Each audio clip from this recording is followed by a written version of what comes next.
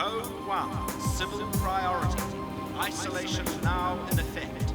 To avoid the risk of contamination, please stay indoors and await further instructions. Well, good afternoon, Tribeworld. It's Ray here again with yet another lockdown podcast. And I hope you're all keeping well. And I'm joined now by a tremendous young man and best known and loved by you all as VED. And so join me in welcoming Dan Weeks. Hello, Dan. How are you? Hello, everyone. Hey. And you're up in Auckland right now, are you? You've just got over the lockdown period, and you're able to travel around freely. Is that right? Yeah, things are more or less back to normal now. My friend and his wife are currently in quarantine in Auckland on their way back in from America, and so for some people it's much more sort of visible, but I think for others it's kind of getting back into life before the virus, I suppose. It's amazing, isn't it, Dan, how that everybody's always saying that they feel like they're living an episode of the Tribe almost. Yeah. Are you familiar with the video game The Last of Us? No, I don't know that. What's that? Is that like a virus game? Yeah, well, it's it made me when I first saw it, I thought of the Tribe because the premise is a fungal virus takes over, and it's based on a real phenomena in the realm of insects, and basically it takes over a host and then sort of calcifies over a period of time. They become like really strong zombies of varying degrees.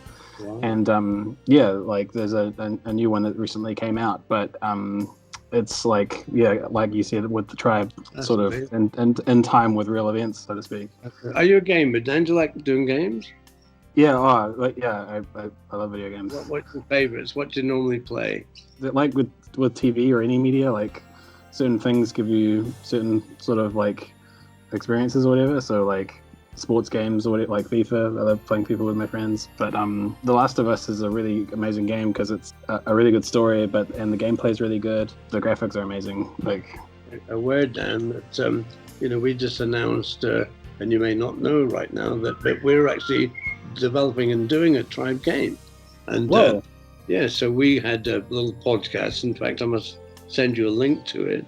And that we had our the developers and the team, and I mean, I'm in my day, Dan, I used to play Monopoly, and I'm very illiterate technically, and but the team, they're always playing like WoW, World of Warcraft, and Overwatch, or I can't remember the names, and Zelda, or all kinds of games, and but no, it's a good thing to do. And so Dan, when where were you when all this virus? I mean, you were in Wellington, I guess, were you? And how did you cope with lockdown? What did you do all day? Netflix was useful.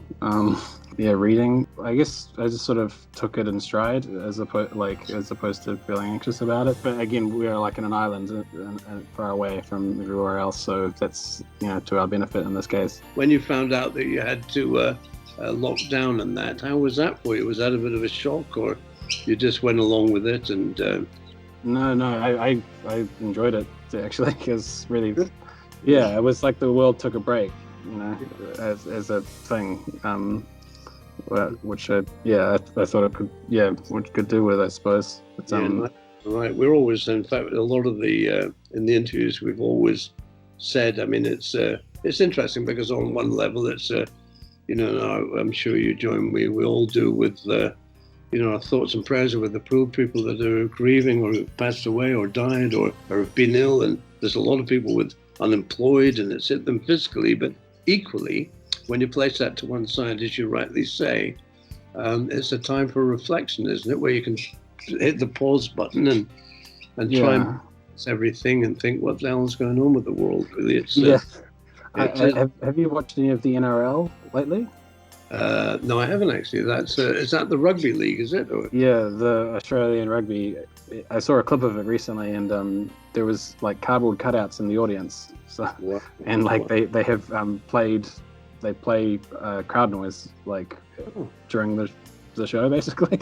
So that was one of those moments where you sort of realize and that's why I think like the Tribe's really good, or like The Last of Us, or like anything with like a really well done premise, or it reveals humanity in a really like clear way, and that's why people go, oh, that's, you know what I mean, like, so it's amazing how it's certain things kind of will emotionally connect, and you kind of relate to it, and that was always my hope, Dan, in doing the Tribe, was to try and, for young people, building a better world and all the problems and all that. As an ex-hippie, as a lot of the listeners know, and in those days we'd do much like people today are doing, protest, and but again, it was against the war in Vietnam, and all the same problems, really, equality, racism, everything. Just young people trying to build a better world. And Dan, what have you been doing since the Tribe? You're still acting, which is great.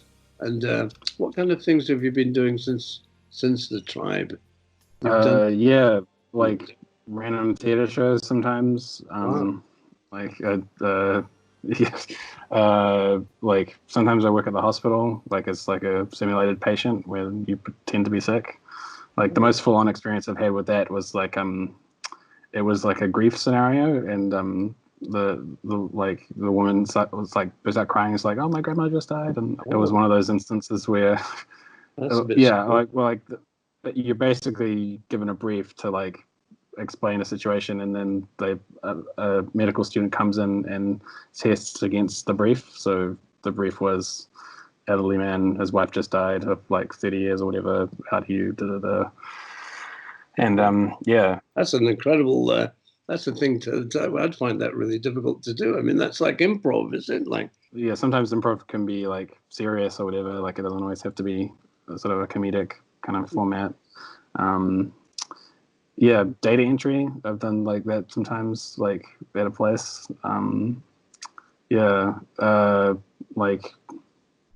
But yeah. That's interesting. And with the theatre, when you've have you actually produced the plays? Have you, when you say you put on your own plays? No, I've never done like production level stuff. It's just when it comes along. Like I've done like about maybe 5 public service announcement plays with James Nikiste. Whereas, but again, sometimes it's like seasonal work, like the Fringe Festival or the Comedy Festival comes around, and like you end up on a show or something, and that can be fun. And then other times it's like, a piece of work that's developed over like years or something, or sometimes you like develop a piece and it never comes out. Like, so it's always like a process with these things. So. And Dan, do you enjoy theatre? Do you prefer live like theatre, or do you like filming or TV? What's your favorite medium as an actor? They're all like quite different. But the thing that always gets me is the amount of time you have to process stuff or like prepare, or I always get really intrigued by like each director you encounter, like the way they lay out the process, or the way they inform what the actors do, and like it's like, so each discipline is like different. But yeah, in terms of money, like commercials, like, oh my god, so good. Like, an afternoon, and then like you get a lump sum, and it's awesome. Like, that's the thing with creative stuff, right? Like sometimes like you do like a lot of work, and it's like you get maybe like $1,000 for a season or something, and then other times it's like it's all very variable. Like sometimes you do heart projects, and that's things that a lot of the listeners, there's many, Dan, actually, who actually were a lot of our fan base. Some of them want to get into the business, and some are interested in becoming actors, and those that are not actors are always interested in what an actor's life is like. So I'll let you give a description of what an actor's life is like. What's your routine like, Dan, in a year? I mean, you're either in work or not in work, and what do you do when you're not in work, and how do you do about getting work?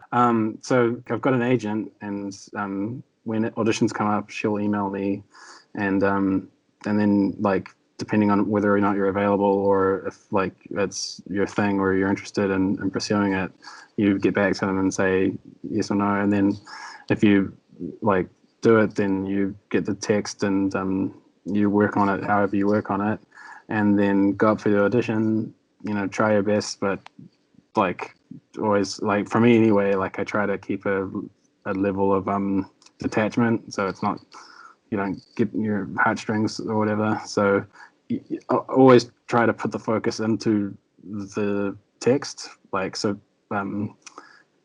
you put all your focus and like heart into that, and then it will allow you to go down to other stuff, keep living your normal life as well, if that makes sense. So there's that part of it, and then there's other times where it's like working in the hospital or something as a simulated patient. Sometimes it's an improvisation, but sometimes you're literally just a body being observed or something. And then other times it's like passion projects, like if you just want to make a movie for yourself, like this is for me anyway. And sometimes it's like theater jobs where you like, do a rehearsal and then you get a cut of the box office at the end of it or something. And then there are other times when like it's theater work that's like commissioned by some larger entity, and everybody gets a wage or something, hopefully, and and then you present to that brief. But always it's like actors are like conveyors, so you're always like taking like one piece of information and then like transforming it into something else. So it's never a thing where you just like show up and materialize unless you write your own stuff. But like, have you ever studied acting? Did you study for it or not? Yeah, I did the Toifakati degree, which was interesting. Like that was like, it was good in that it showed you like lots of different processes. So some things you really connected with and thought, oh, this totally makes sense to me. And then some things I was like, this doesn't resonate with me at all. And that's like method acting. Do you subscribe to method acting or? Only when it's called for, I suppose. Like I said with the director, it's usually the director that makes the call about how the actors should, because you're trying to like realize their vision, I suppose. I mean, the thing that I really like about acting is it's like a group of people like supporting one idea or like trying to articulate one thing, or like, and so you get that group movement thing, or I don't know, when I say that it sounds really naff, but it's like it's an orchestra. You're in an orchestra basically. Yeah. And Dan, there's other elements. I mean, it's I think the sensitivity. I mean, actors, I love people who are creative, and part of being creative is that you create and but also it's a heartbreaking business. I mean, if you don't get a role, it can really, make you feel a bit. How do you feel if you don't get chosen for a role? Do you take it personally? Are you able to cope with that? And if you get critics and bad reviews, how does that affect you? Yeah, I don't get like shattered so much as if I really try hard and I don't get it, it's like oh well. That's why that detachment thing is sometimes good, because you put in your heart and soul, and then if it's not, then because otherwise, like you say, why put yourself through all this suffering if it's like, it's a weird process, man. But you always wanted to, when you were growing up as a young person, were you drawn to the arts? Did you have any other hobbies? Were you into sports, or did you always? Why do you think you ended up as an actor? It's something you just felt the need to do, I guess. It's really fun. When it's good, it's like amazing. Like when the process is really enriching. It's like it augments your life as a general citizen. If you have an avenue in which to articulate yourself publicly, like in the world, like that's really powerful, like as a way to like express your view on something like that. Like that's the most powerful thing about like creativity, I think, is that it's like if you work at it, you realize that you can use it to get across what you feel about things if they're important enough to you, or that's good. And Dan, the between, I mean, as an actor, when you're not doing any roles or not doing any theatre stuff on that, do you have how do you keep yourself occupied? Do you have hobbies? Do you cook? Do you garden? Do you do sport at all? Yeah, I enjoy food. Like video games, like are a hobby, I guess. Like music and stuff, I sort of like dabble with guitar, but So what kind of music? What kind of music are you into? And you have quite a wide-ranging taste. I use an app on my phone called Nano Studio sometimes to like make little kind of electronic music type compositions. And I've got a guitar that I muck around with or whatever, but I don't have a focused kind of like music project, so to speak. Yeah, like my main sort of like thing is just we're getting work through my agent, basically, because I mean, a lot of people, if they think of themselves not acting, I mean, if you don't have a job, you spend your days, it's a job trying to get a job, isn't it? Going to interviews and looking at them, trying to find out different job opportunities and like working on your CV and stuff, and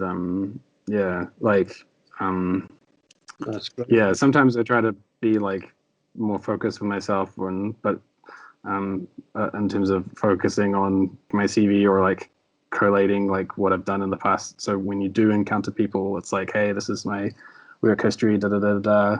Because when they read it, they might be like, oh, you worked with so and so, and then like that can like accelerate things if they know who you've worked with and stuff. And having that on a document can be helpful. During the lockdown period, and that was, as you say, I mean, I think a lot of people shared your view where they almost welcomed the chance to pause and reflect on that and to do other things. A lot of people enjoyed it, that to slow down. That's almost to the speed of life. And it felt like almost pastoral. Yeah, that's right. And I mean, are you an anxious person? Did you get anxiety? Did you get worries? Or are you quite philosophical? Yeah. No, because what's the point? Like, there's this thing that's happening, and like I heard somewhere say that in the medical world it takes about 2 years for a vaccine to come around. So like all I can really say is like it's unfortunate that this happened, like but again it's like it's happening. So it's rather than being anxious and being in a state of like scared or whatever, just like all we can do is like deal with the situation as we find it. Yeah, that's a good. We can't like go to like wherever it came from and say don't happen. Like it's good. In fact, that's a really good attitude to have. I mean, there's a lot of people that and it's understandable. I mean, but so you can. I suppose anxiety, if you can only control what you can control, and as you say, no, you can't control the virus. And if you could, you'd turn it off. It's like a light switch. But otherwise, we've just got to have confidence in our governments and world leaders. And I have to say, I think our Prime Minister, Jan, in New Zealand has done a very good job, hasn't she? Really, New Zealand's really tackled it in the bud, and life is getting back to normal, isn't it, really? Yeah, like that can like coupled with the fact that we're far away from everywhere else, like really really an asset. That's right.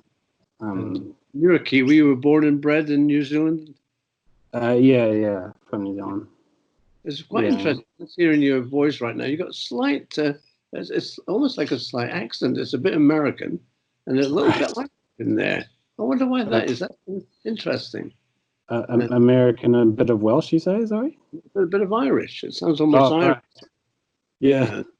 I was speaking to Caleb the other day from, Lex and the Tribe, and he's living up in Canada and sounds almost Canadian now, but a bit Irish as well. It's quite weird that, so how we pick up accents and all that. And so, Dan, I got a lot of questions from the fans, and so I'm going to, if you don't mind, we'll go through those, and they're from all over our social media. We got messages, and so I'm going to just go through, and we've got now one from Alicia Perez. Good morning, Alicia. Thank you for your question to Dan. So, Dan, Alicia is asking, if VED wasn't deleted, how do you think his character would have developed?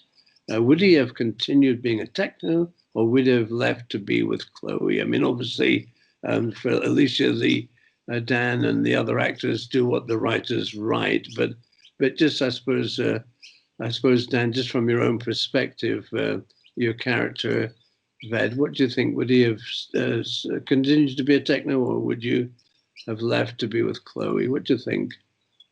Yeah, I suspect he would have tried to support RAM. Yeah, and also he had so much invested in the whole techno idea, so I think he would have tried to have make it work with either bringing Chloe into the fold, or either, if there was a way for him to, like, maybe live independently from both of the situations with the technos and the Morats or whatever.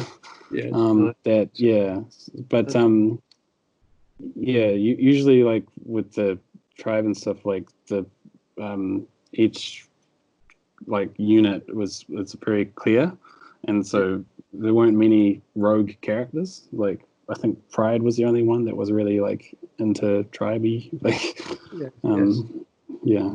No, that's right. That's very true. I see that. So thanks. I've now got one from Ashley Hetfield. Hello, Ashley. Thank you for your question. So Ashley is saying, VED was my crush. Was there a different character you wanted to play beside him? How about that, Dan? If you didn't play VED, would there have been another character you would have liked to have played in the tribe? My experience of it is so linked with the character, so I'd be hard to like think of like myself in that picture as a different character being played. But okay, this is a bit facetious, but like one of the really minor tribes, like sometimes they would meet at the bar or one of the other locations, and I always loved that aspect of it with the like the world building. So you felt like there was a horizon, like, because the central tribe is the Morats, but then there are everything else sort of around that. Like, that universe. It's quite interesting, and I'm interested when you mentioned that, Dan, because that's I mean, it's the palette. It's like a painting. That was a very important element. The kind of that world, and the Malrats represented, I suppose I've often said, I mean, as weird as it sounds, that like in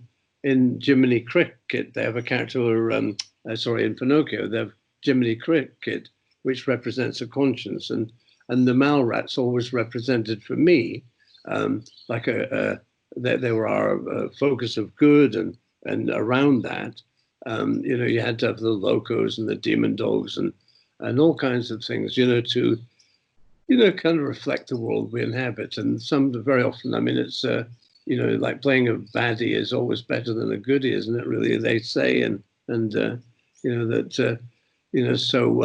people like Zoot. I mean, it's a very interesting character to play, or Ram, or whatever, But I tell you one thing, Dan. I was just, when Ashley is saying VED was my crush, how does it feel to be like that too? You're a good-looking lad. I was never like that. I was never anybody's crush. But what does it feel like to know that you have been a bit of a heartthrob character? I mean, does that? Do you feel like weird about that? I mean, how do you feel about that? If you had pictures up in people's bedrooms and things like this, right? Yeah.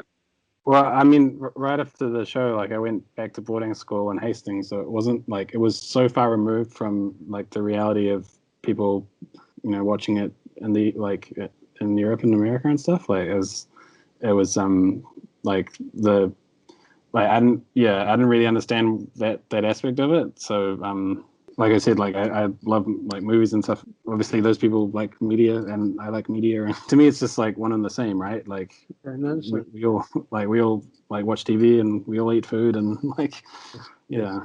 The weird thing is, really, that I did an autobiography which I wrote in the third person, and a lot of people say, why is he writing the third person, as opposed to I or, and it's because I can't believe it's me, which sounds weird. And I remember once when my first novel was published, and I saw somebody buying it. It was in the shops, and it was weird. It's very hard to explain. And a lot of the tribal brothers and sisters, they tend to, we're just normal people, aren't we? Really, that it's just that this is what we do, and it doesn't mean to say we're any different. We're just like them, and or anybody of them, whatever them is, and we're the same. So it's interesting. Dan, I was just, when you say you went to boarding school, so how long were you in boarding school up in Hastings for? For 4 years. Wow. And how Yeah. was that? Did you enjoy that? It wasn't. Nah, it was. Yeah, it wasn't. It wasn't that great. Yeah, I was there from like 2000 to 03. Wow. Yeah, I mean, like there was good books and stuff, but boarding school wasn't a good place for a person like me. Did you have good close friends, or did you feel a bit of a? I had like one or two like good mates, but like, yeah, lots of like very very like brutish young people. Like with everything, like you just got to focus on what connects with you, and go with that rather than complain about the other stuff that doesn't work. Like, I know somebody that went to a boarding school, and they were very unhappy, and because they felt a fish out of water, they didn't have many friends, they were bullied. It was a heartbreaking, lonely, cold, and frightening existence, almost like being in prison. And so, right. And if you, Dan, are a very creative being, I think, and you kind of walk to a bit of a different drum beat as I do. I mean, I'm a bit of a different person. And were you bullied at boarding school? Yeah, I mean, everybody faces bullying of some kind at school. It just depends on like how explicit it is, I suppose, or like, yeah. I mean, like it was just my kind of strategy was just like keep your head down, and because I think that was like one of the things about the tribe that was like, oh no, this is like a bad thing, like because like once people knew that like you were like creativity or sensitivity or whatever, it was like something to exploit, that you're sensitive and you're easily like you can, you know what I mean, like there's something to get at you, like because you're like okay with articulating yourself, like so it's these things where it's like kind of a catch-22 where it's like people say, why don't you just like say what you mean, and then you do say what you mean, and then somehow it's offensive, and it's just like it's so with all these things it's just like it's you choose your battles, it's like it's a hard world. I mean, it's to navigate, and when you're, because Dan, when you came into I think you were just 12 or 13, weren't you? Yeah, I was 13. Yeah.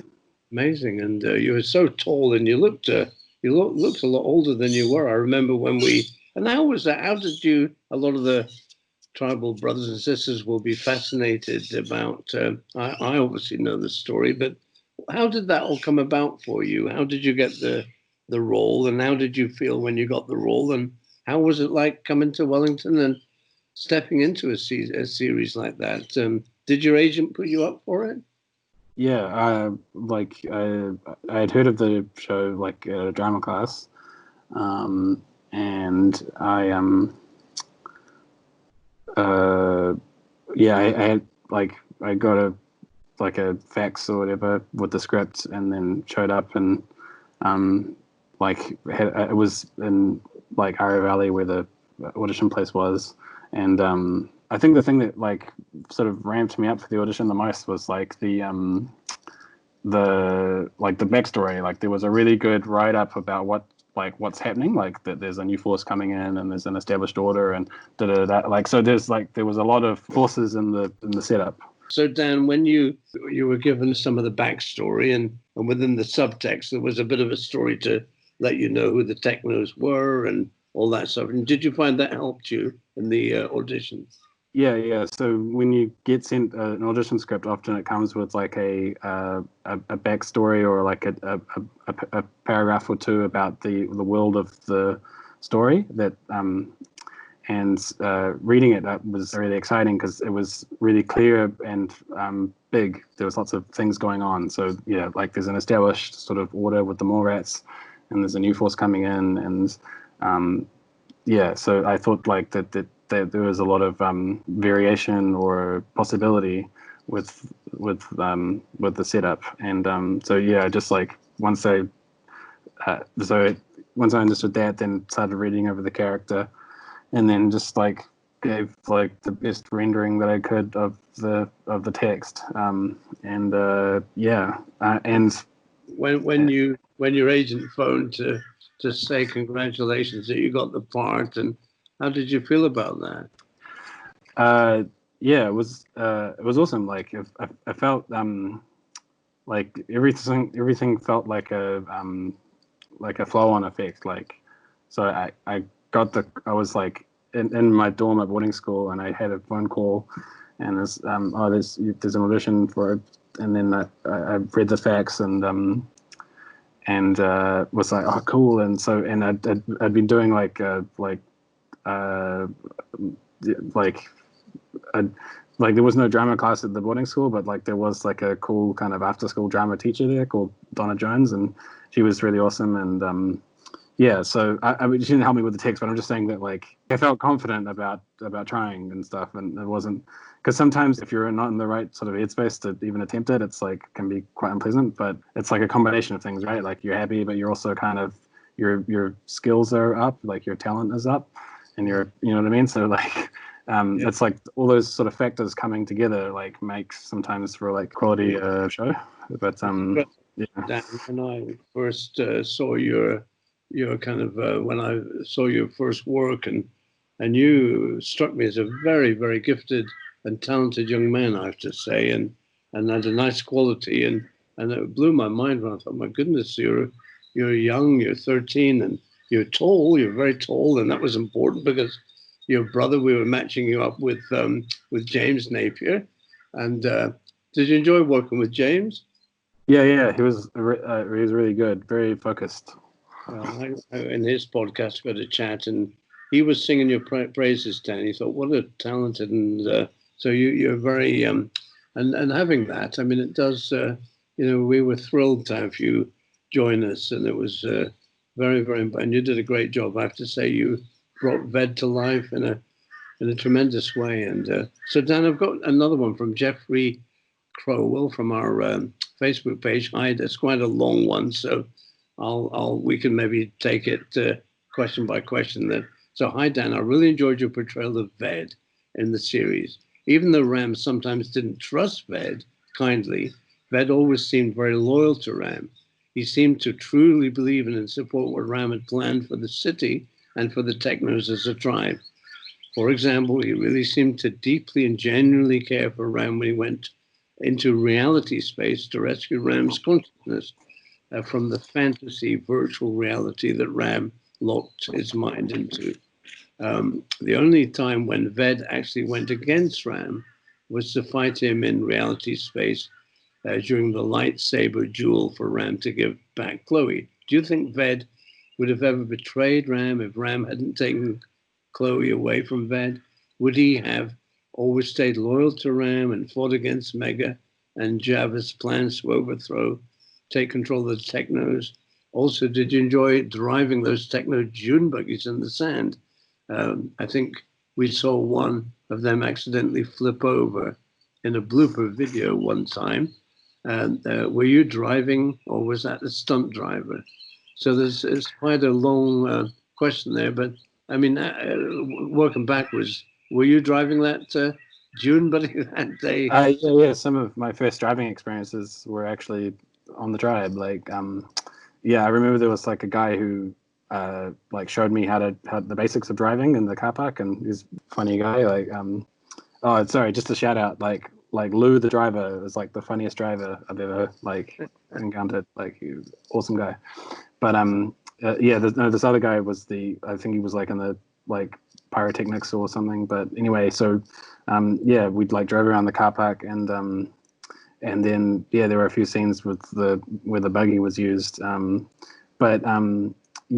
Regarding Ram and the whole sort of architecture of the narrative, there are loads of stories where somebody has like a belief about a potential future or something, and then things happen that disillusion them or something.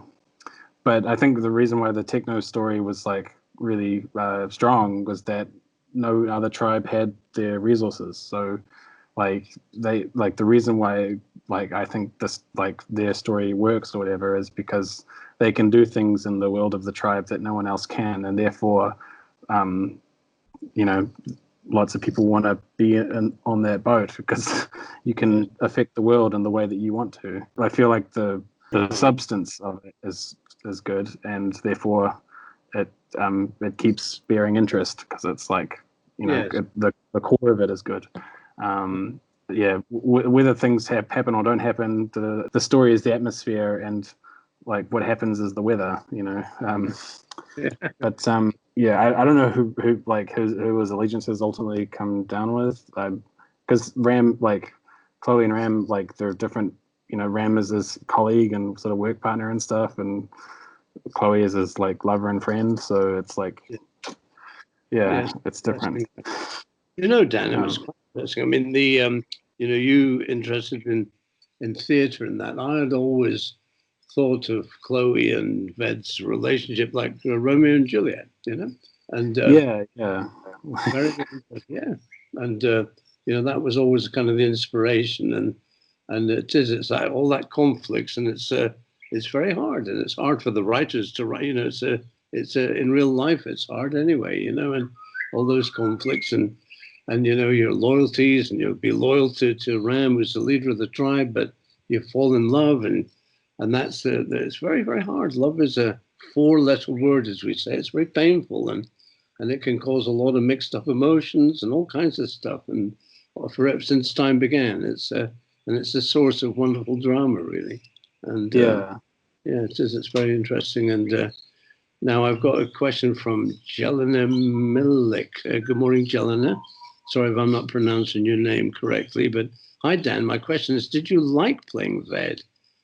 Did you like the character Ved, Dan? Did you relate to him? Does he like you in some ways, or did you feel sympathy for him, or how do you feel about playing Ved? Did you enjoy him? Yeah, definitely. He's much more dogged than I am, I would say. Like he seeks his ends, like in a much more sort of, with like the cars and stuff like that. Like he had much more, like he accelerated the plot, like he went out to get stuff, and in terms of like setting up the technos and all the rest of it. Like he was industrious. Yes. A very similar questioning from Kate McDonald, Dan, and it says, "Hi, Dan. Your character was really great, and I feel you're quite young, playing a very able and advanced character.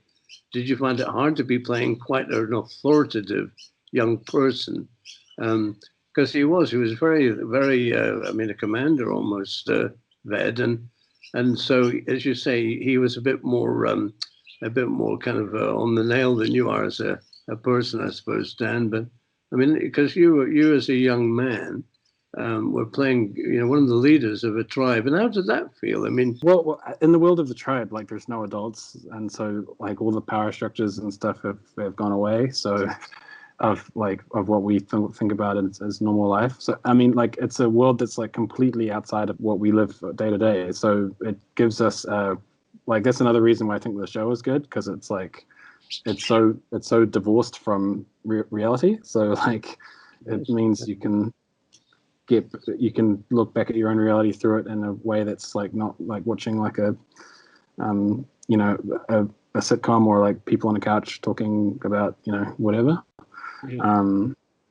And like the shows are like way more immediate. Everything is about like sustaining life. Like, so I think that's another reason why the show has like vitality to it, which is good.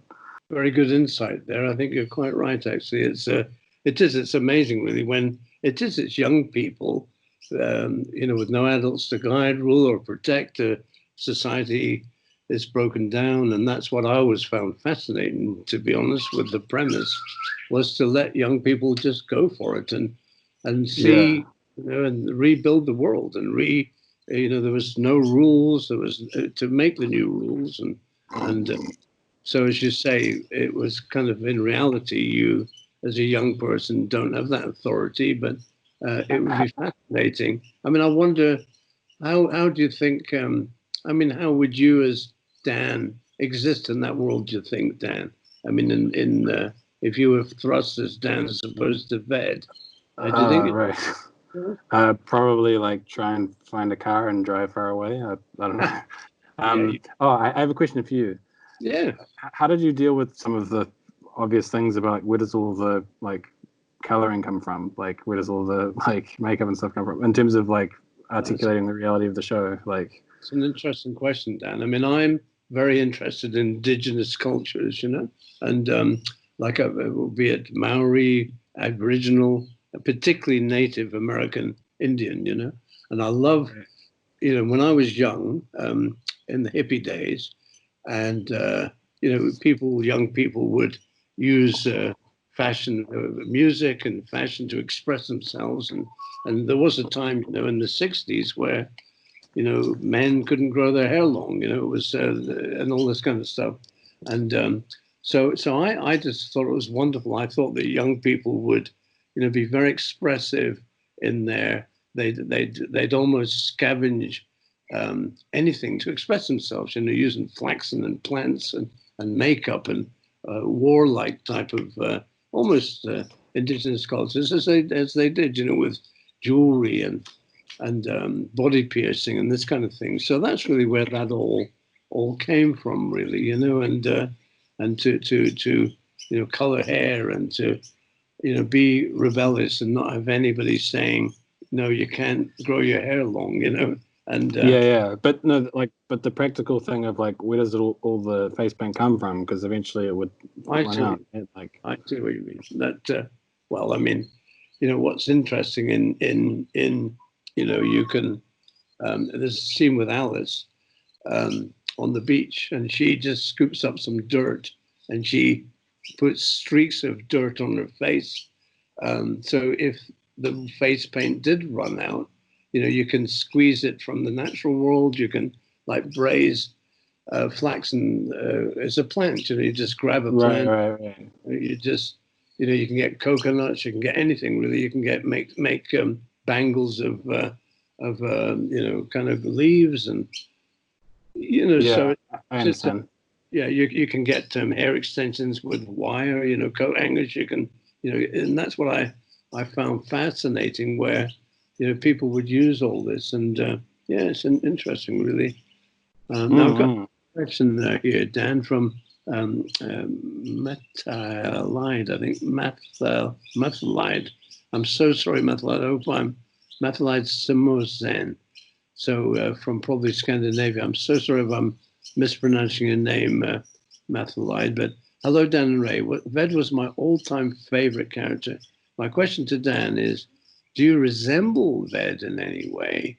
Do you have some of the same characteristics? So, I mean, I think what Methalide means, Dan, not do you look like VED, because you obviously do, because you are VED, you're one and the same, but I suppose it's some of the same characteristics. Do you have many characteristics very similar to VED? You were saying that you're not as confident as VED, is that right?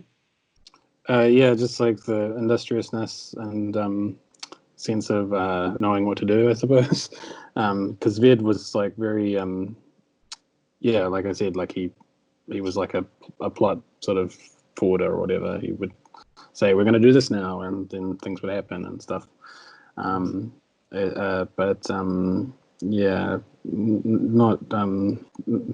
hugely. Dan, you as Dan, I mean, would you describe yourself as a shy person, as a reserved person? I mean, sometimes, I mean, it depends on the context. I mean, in rehearsals, or if sometimes, or in other sort of creative spaces, sometimes it can be really fun, and I can be in a way that I'm not walking down the street, playing improvisation games and stuff like that. It gives you that's the whole thing about creativity that you're saying about the whole thing of, is it really me? Seeing a person buy your book at a store, or there is a kind of there is a reason why creative people are so kind of shy about stuff, is because it's such a sensitive space. In terms of it's very rare. If this was the norm, then the world would be completely different. It's that's why there's a level of closed offness, I guess, sometimes, it could seem to some people. But it's just protecting the sensitivity, I guess, or because otherwise the work fails, or it could fail, or it could hurt it, That's interesting. And Mathalide also asks, do you read any of the Amazing Tribe fan fiction? And she's also asked me, do you, Ray? Do you know, Dan, that some of our lovely Tribe fans, they write fan fiction. They write their own interpretation of where the stories go or the characters. And have you ever read any of that? No. Is there a great volume of it, or is it more of? But actually, and Mathlite is asking me, do I read it? And I've tried to read as much as I can, Mathlite, of it, and I respect it and love it, and I, like Dan is saying, I mean, as a fellow creative being, I applaud anybody that creates anything, you know, and it's not easy, and particularly writing, you know, to fill the blank pages is like a self-inflicted nervous breakdown sometimes. You know, it's very hard, and it's a love-hate thing. And so I respect anybody that can bring into existence anything. So, you know, I applaud it and respect it. And do you write at all, Dan? Have you ever written? Do you like to write? A few first paragraphs, but you know, like it's not my I don't feel confident in that way about stuff. But like journals, and I used to be way into journaling, like as a means to, but always, I mean, this is the thing that I wonder like about somebody like you, where it's like you can have this germinating idea and then you like see it through to execution, and it's like, I mean, how do you stay focused at each stage through the process, you know? Because actors, like, it's, you know, here's the script, go. It's way more immediate than like the whole writing, directing, producing, which is a much more like elongated and like staged process. Yes. It's an interesting, I mean, the Tribe actually, and again, if any of the tribal brothers and sisters are listening, forgive me if I'm repeating myself, and because I think I've mentioned this before, but the Tribe, Dan, took me a long time to bring together. You know, it's something I had wanted to do creatively for a long time. And you know how it is in this business. It's, you know, you got to raise finance or get broadcasters, and a lot of the times it was turned down. But I kept going because I believed in it and still believe in it. And it's very hard. And it's, you know, it's like a sprint that ends up a marathon, you know, I mean, yeah, but there must be certain milestones where you go like, oh, I just crossed the finish line. Like when the first series came out and it was a hit, and you were like, okay, cool, you know, like there must be a relief. Like it's a relief. It's an interesting process actually. It's a painful process, I have to say, you know, because you know you become like responsible for cast and crew and then to distributors and broadcasters and then the fans, you know, and we're very lucky, Dan, where our fan base, the brothers and sisters listening to us speak today have been with us for 20 years, 21 years. And what's interesting, Dan, is that, you know, people are finding the series that weren't even born when the series was out, you know, and it's quite interesting. So it's a responsibility, you know, to try and remain truthful to integrity and to not sell out and not be commercial. And you know, I've had offers to sell the rights, but I would never feel right doing it. You know, I want to continue doing things, and you know, whether it's gaming or a movie or a sequel, and if we can work with people like yourself and people that are there, that's you guys are the Tribe. You know, we no disrespect to some of the Hollywood wonderful actors, but they're not. This is your role. You're a VED, you know, and there's only one person to play VED, and that's Dan Weeks, you know, and that's what it's all about. And so it's. And Dan, I've got one from Gemma Wood. Hi, Dan and Ray. Dan and Ray. Dan, you were such a great character from the Tribe. I enjoyed it most when VED was up to mischief, and it was funny how he would react when his brother kept telling him off. I would like to know, are you into technology like your character? And which Tribe character did you want to zap the most? That's interesting. So, yeah, I think you like technology, do you, Dan? Yeah, I enjoy it. Like PlayStation and like my computer, my phone. Like, yeah, they're all great devices. Yeah. And Dan, did you have siblings? I mean, did you have an elder brother or not? Or have you been an elder brother? Do you have younger siblings? No, I just got an older brother. But yeah, I mean, I don't know like how to code or anything. Like I enjoy computers and stuff, but like I'm not as like in the show how he's portrayed as like this guy who is like a computer whiz or whatever. But yeah, I didn't have any major, and I'm like, there's no character that like I thought was like worthy of zapping. But like I don't know. I mean, because this like the whole thing about drama, right? Is it's like unfolding problems. So like it's like everybody's trying to get to the next bus stop or whatever. So like it's not I can't. No character comes to mind as like, oh, they're purely evil or whatever. Like that's why the show like had, because there's no like Mr. Burns or whatever, like, or somebody who's purely evil. Like, We tried to do that, Dan. To kind of, to really have multi-dimensional aspects to the different characters, and Dan, I've got one now from Mark James. Did you ever get fed up with constant bleaching the hair? Yeah, it was really painful, like because the bleach is like an acid, so it would like sit on your scalp for quite a while. And the first time it happened was a really strange experience. But How often how often did you have to get it bleached to keep it? It was like when the regrowth was like an inch or something. That's when they would redo it. But and it hurt, did it? It wasn't like extreme, but like it was. I mean, I'd never done anything like that before. But bleached hair was rather big back in the day, so I suppose it was apt for the time. I've got some others here, Dan. Bear with me, and unfortunately, we're not going to get to them all. So, for you and Tribeworld, bear with me. I'm sorry we're not able to answer them all, but a lot are asking very similar questions, i.e., which other characters might you want to play in that? But so I've got one from Michelle Monaghan. Hi, Michelle. Thanks for your question. Dan, Michelle is saying Ved was such a complex character. You could see a different side to him when he was around Chloe, but then completely different again around the Technos.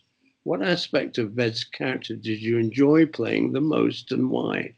That's an interesting question. I thought what made the show cool is that like you're seeing like the process of a tribe do its thing. So like as a character within that tribe, like you're living your life like working towards the ends of the Technos or whatever, like trying to get the power grid up and running and stuff, and as well as like having a social life and stuff. And so like to me they were kind of one and the same, because it was like it's not just about like your 9 to 5. It's also about like having a good time with friends and stuff, and enjoying the world is like it's kind of the same like difference, right? Because there's like his professional life where he's like trying to help Ram do his thing or whatever, and the personal side. And Dan, I mean, I just have to ask, have you fallen in love in your private life? Have you met the lady of your dreams, or are you still looking? I've had like love relationships, I suppose. I'm not married or anything, but anybody special in your life right now? No, but my a friend of mine recently became pregnant, which was cool. But yeah. Oh, that's nice. That's interesting. That now I've got one from bear with me, from Ashna Reshma. Hello, Ashna. Hi, Ved. How are you doing? The character of Ved's. I have 2 questions for you. Could you tell us what your most favorite, memorable experience was of the tribe? That's number 1. And then number 2, if you could choose another ending of the character of Ved, what would that be? Have a nice day. Lots of love from the Netherlands. So Dan, Ashton is from the Netherlands. And so do you have a most favorite memorable experience that immediately comes to mind? Maybe I was blown away when I saw the mall. Like I always loved the mall as like a central image of the show.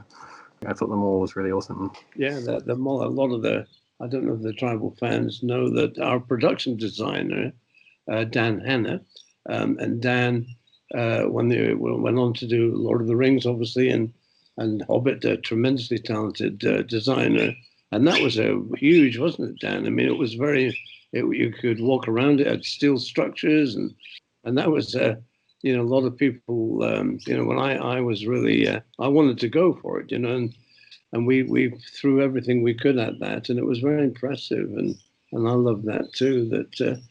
And Dan Ashner, do you have a second part? If you could choose another ending of the character of VED, what did you have any as Dan? I mean, as you say, it's the writers and that do it, but what would you have liked to have seen happen to VED? Would he have liked to maybe marry with Chloe, or would he like to have taken over the leadership of the Technos, or started his own tribe, or I wonder if like once if they managed to find a way to like have power, sustainable power, like with electricity and stuff, like establishing that somehow things might turn into a normalcy.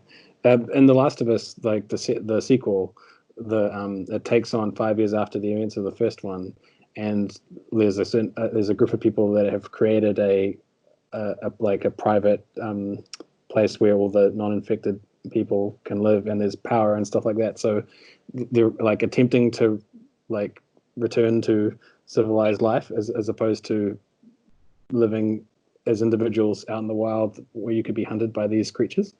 So I wonder if it would be more like go to that kind of route, because eventually like they would have had to build into civilization of some kind, or hoping to.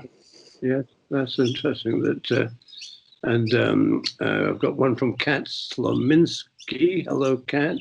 So bear with them. Just sometimes some of the questions are very similar, but there's an element here from Kat. Would love to know what Dan is planning for the future, and have you got any social media where we can follow his journey? Do you do social media, Dan? I've got Instagram and stuff. If someone wanted to follow you on Instagram, they just do you have an ID number, or do they just look for you on Instagram? Do they? Yeah, my Instagram is Dan Weeks Camera. So any like creative stuff or anything that I want to promote is usually through there or anything. Life is uncertain, I suppose. So just as things come along, as they do, and and your ambition and your dream would be to obviously be able to continue doing what you love, and to and that's to keep acting and playing video games. No. My focus in life is like on like when I'm on a project is like to like contribute to that as best I can, and then if I'm not on a project, then just like enjoying things that I enjoy, like games and movies and stuff. And I've got I'm going to try and jam in a few more questions and get as many as I can in, Dan. So I'll just whiz through a couple of lightning rounds here. So from Jasmine Whitmore, hi Jasmine. Hey Dan, what do you miss the most from the Tribe? And what is one thing you gained from being on set with all those wonderful actors and actresses? Do you miss anything particularly about being on the Tribe, Dan? Anything you missed? Just like, it was weird because you're working so hard that, and then when you look up, you've like your bank account's full. Like it was awesome, like in that way, because it was like you're so focused on it that, and you're not because like in normal life, payday comes and it's like, oh sweet, but it was a different experience with money in that sense. Like so that was cool. The actors and actresses, you had a good cast with you, didn't you? Yeah, it was awesome. Like like I said in that interview with the Tribe web, that fan site, like it gave me like an understanding. So like with the creative stuff, like if you get hired, you you contribute to as best you can, and then it's like then like the fruits are in the doing. Stacey's wondering, are you still in contact with any of the cast, Dan? Do you keep in contact with? Like social media, like sometimes on like social media, like you'll chat on with somebody on Facebook, like randomly, but not in any kind of like tangible, like No.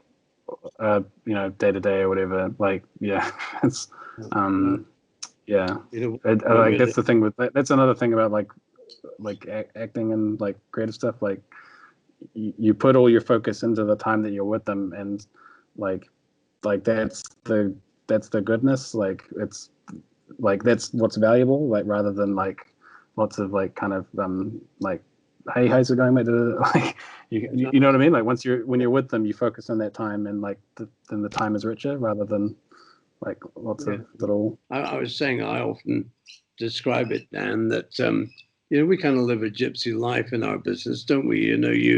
You move from project to project, and you're working on a project, you become almost like family, really. And as with family, I mean, you, like we're doing today, you can pick up, and it's like yesterday, and we care, I care about the cast and the team, and I wouldn't have, you're all special people, and you, Dan, are a nice young man and a talented man, and I'd work with you again tomorrow. I'd love that, and it is, we become a tribe within a tribe, and I love to keep in touch and see how people are doing. And so I've got some from our YouTube channel that. Right. So from Geordie Cordier, hi Geordie, hi Ray and Dan. I was wondering at what point Dan realized the international impact the series had. Was it something you realized before you joined, Dan? Did you know how important the tribe was, or how successful it was overseas when you got the part? I didn't realize because like it was very foreign to New Zealand, like the New Zealand temperament, like the style of the show, like, and the things that it focused on. It was unlike anything that you'd see here. So thinking of it as being like watching Shortland Street over there or something was like, oh, true, like, okay, like, I don't like, have you, I guess it's that experience of like when you're in another country and you turn on the domestic TV and like I remember being in Thailand once and like watching like Thai television, and like it was like, oh, true, like, okay, like, but there's like there are different focuses for different like media in different places and stuff, and it's fascinating, like Thank you for that. Now I've got one from Lewis Alsebrook. Hi Lewis, thank you for your question. So I can ask Dan, will he celebrate the end of lockdown with a platinum blonde spiky hairstyle? And if not, would he ever repeat this? Is the tribe hair updated? Yeah, I'm not the sort of person that goes into the barber and gets a peroxide done. But yeah, no. Did you like Dan's look? Did you like that hairstyle, Dan? Did you like? Yeah, no, I thought like the visual aspect of the show was really rich. Like you say, the art design and stuff, like it all like cohered together really well, and so the actors just like did the lines, and it was really well orchestrated. That's good. So Dan, I'm just sorry to rush off. I just want to try and get as many as I can while we've got you. So Laura Ray, hello Laura. One question: if they decide to do a more tribe or movie or series, would you like to reprise your role? I don't know how that would work though, because like all the characters are supposed to be like in their teens. I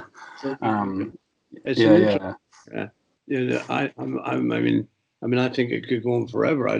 Because I'm creatively, Dan, wondering what kind of world did they structure? How was it? Is it better? Did they screw up like the adults did, the previous generations, or did they build a better world? So it's interesting. Right. So watch this space. And one thing I should say, Dan, you possibly haven't, I didn't know if you know, but we did some Tribe novels, which I think are tremendous. And were you aware of that? Yeah, I'm aware that there's various levels of output with respects to the intellectual property. Like there's the TV show and there's albums and there's loads of different. You know what I mean?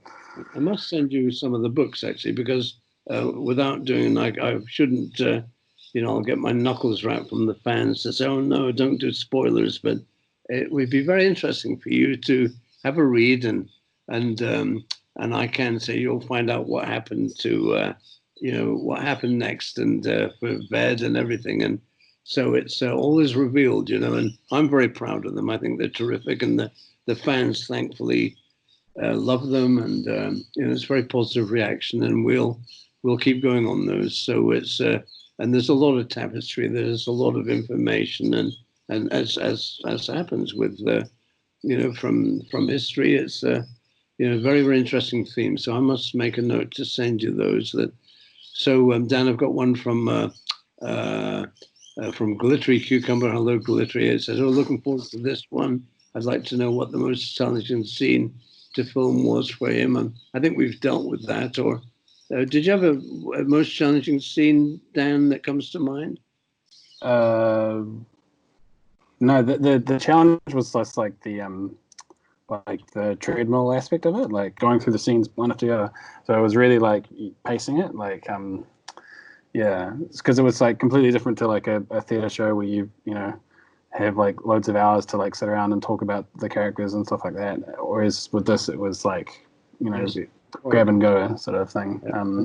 Big as well. It's we were doing 52 episodes, and a lot of the tribal fans won't realize it's long, hard, and learning lines, and it's not easy. It's and you don't want to drop the ball either, because it's and none of you. I have to say, I'm proud of you all as a dad would. I mean, with your children, I'm so I wouldn't let anybody ever say a bad word about the cast. All of you, you were all so talented and did such a tremendous job, and the crew. I mean, wonderful, wonderful. Passionate people, caring people, and so well done. I'm very proud of, and nobody dropped the ball. You all did tremendously well. And now I've got one from Princess Cece, CECE, Princess CECE. "Hi Dan, would you date a fan? I think a lot of us had a big crush on you all those years ago. Would you ever date a fan, Dan?" No, that'd be too far. No, I just if that was the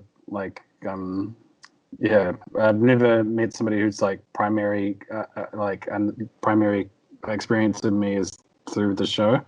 That's the kind of catch-22 of creative stuff. If you do something really well and that's what you're known for, then it's why isn't every other aspect of your life awesome? It's oh no. That's the whole thing of taking everything in stride, Yeah, no, that's good. That's a good way to be. That. So Dan, I got one from our Twitter account from Sky. "Hello Dan and Ray. Dan, I'm a big fan, and my question is, what is the most memorable moment while filming? It can be on-set or off-set. I think we've kind of dealt with that, Sky, that Dan has said every day was kind of hard going. But was there one memorable moment? Sorry, it wasn't hard. It was just as it went on, you're oh, whoa, this is the pace. You need to, it's every week, as rugby practice, and we're all playing, running around, passing the ball. And it was that thing of you just need to sustain the pace. That's and it wasn't difficult so much as this is what's kind of being asked of you, and what the job is. So it's that weird thing of I had an understanding of what acting was in plays and everything like that, but then with each process you kind of get a bit clearer picture of what acting actually is for you, if that makes sense. It's all life's experience. And you were a young lad, and you did tremendously well. And I mean, it's to come into a big production like that, and in fast-paced turnaround television, it wasn't easy, and you coped remarkably well, if I may say so, Dan. And with Sky, did you have the funniest moment, funniest memory of something that stands out for Sky, Dan? Just the driver Lou. The driver Lou was hilarious, and like we would listen to albums and stuff on the drives in and out, and like he introduced me to like the Red Hot Chili Peppers and stuff, and yeah, it was awesome. That's great. Yeah. So he was your driver who would pick you up and drive you to the set and take you back home. Yeah. And so you were introduced to some bands and music and. Yeah, like I remember like when I first got to the house or whatever, like I went to Real Groovy and like bought some random albums and like we would listen. I don't think he introduced me to particular. Anyway, we would listen to certain like albums on drives in and out, and like he was just very, very funny person. Yes, I can't even remember his last name, but like Lou, yeah. I'll find out and we'll flick an email that. So Dan, we've got one from Hannah. Did you like playing the character of VED? Also, are you still in the film industry? I think we've answered that, Hannah. If you don't mind, Dan's explained it. You're still in the industry, aren't you, Dan? As and when I can, like every kind of creative person's journey is different, I suppose. I don't know. Yeah, it's just like when I hit like I said before, like when I have jobs, like I contribute to them like as I can, whatever. And then when I'm not, I'm like either like watching stuff that I like, or like I'm in awe like of like stuff. Yeah. Well, that's great then. So Dan, here we are. It's we normally have a slot for about an hour, and here we are approaching over an hour and a half. So I'll quickly wrap it up if I may, and really on behalf of the tribal fandom, your tribal fans around the world, in Tribeworld. I know they will very much appreciate you taking the time on our 20th anniversary to have a chat, as indeed I do. And I was just wondering, is there anything you'd like to say to your tribe fans around the world before we close? Just like thanks for the interview, and hope everybody's doing okay. Like it is a really like distressing time, but like I guess all one can do is like try and deal with what's in front of you. I hope you guys enjoyed the chat. And are you quite? It's quite amazing that they're still there for us, isn't it? After all this time, that it's hard to believe they're a very loyal fan base, and that means a lot to us all. And you're touched by that, Dan. Are you amazed by it, really? Yeah, like you said earlier about the whole thing of like you as like the main creative force behind it, as like that once you do have this thing out in the world, and people who are maybe just coming into contact with it now, like that there's still like a level of like that you have stewardship over it, and like that has a level of responsibility, I guess, and which is like cool and like a thing that is like powerful, because you can influence like the world, and on one level it's like fun and cool, but on another level it's like kind of like a serious moral responsibility, like right. Yeah, I mean it is. You're right, Dan. It is to the tribe, and I know we all feel the same way, cast and crew, and in our different ways, that it's quite extraordinary, and we're very touched and grateful that all you out there in Tribeworld are still there, and as Dan rightly said, there's a responsibility in that we keep doing new things, and as long as you want it, we'll kind of do it, and that's what it's all about. And so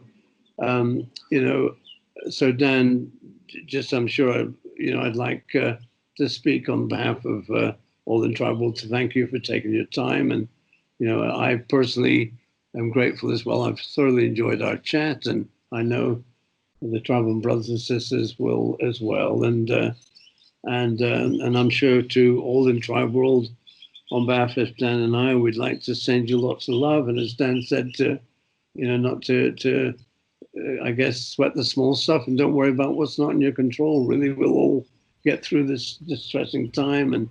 And Dan, it's interesting. Some of the countries are not like New Zealand. We're having a bit easier in New Zealand, but there's still some countries who are going through great difficulties. But we just have to take it one day at a time, I guess, really. And Yeah, not to let the imagination, run wild, and to take care of yourself. And anyway, Tribeworld, lots of love to you all from Dan and I, and lots of love to you, Dan, up in Auckland. And I look forward to catching up with you again very soon. And once again, many thanks for taking the time to have a chat with me. And I've really enjoyed it, and it's lovely to hear you in a good space. And onwards and upwards. And until the next time, you take good care of yourself, Dan. All the best. Yourself too, Ray. All right. Thank you very much. All the best. All right. Nice. Bye-bye now. Bye-bye. Bye-bye.